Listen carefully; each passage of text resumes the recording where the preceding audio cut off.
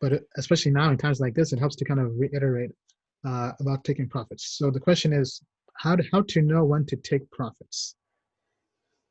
Yeah, I mean, there's so many different strategies of doing it. Depends on whether you're investing or trading, but in general, a perspective, I think there are two perspectives. But then Bill can maybe kind of share his perspective as a trader.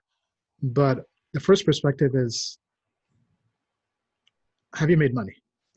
If you made some, if you've made money on something, then in my opinion, it helps to at least take out your initial investment. So, for example, if you put in $1,000 into some DeFi coin that's up 10x, I think you should definitely take off maybe 30% of, yeah, I would say 30% of your money off the table at least. So basically your initial plus 2 times more of that. But in general, first question I was asking myself is, have you made money on it? So if you've made money, take off your initial investment, and this is pretty much house money. Then the other perspective I would have is, actually, go ahead, Bill.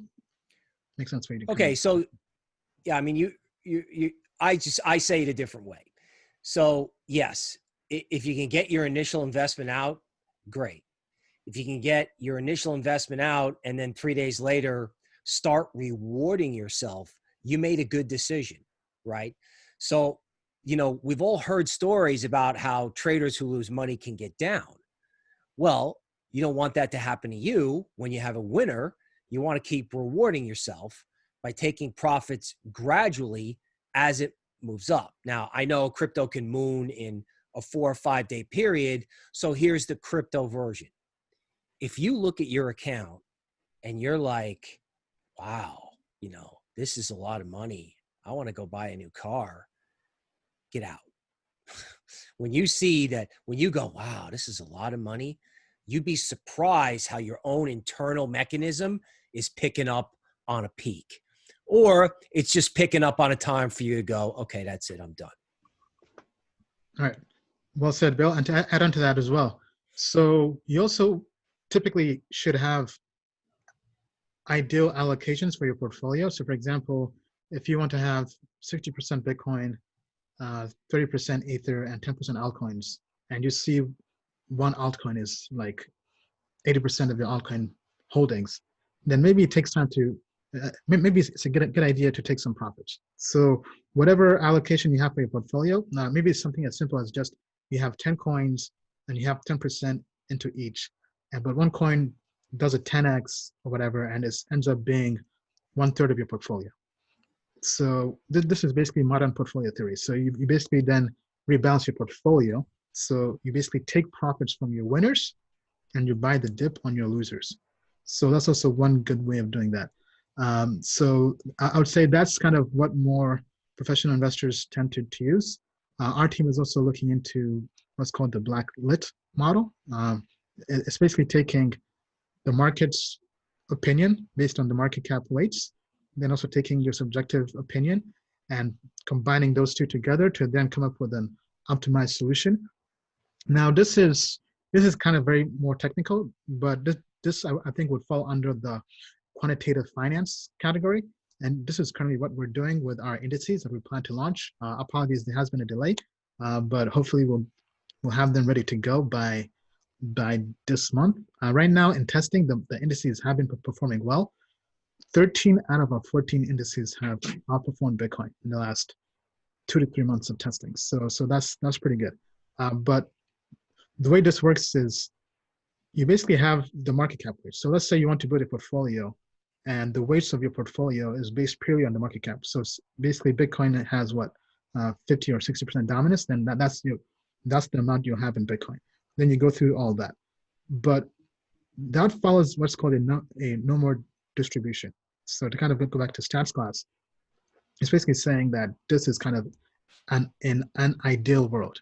But investing and trading and markets in general don't really follow a no more distribution. So with the Black Litterman model, you basically take the expected returns based on the market cap weights.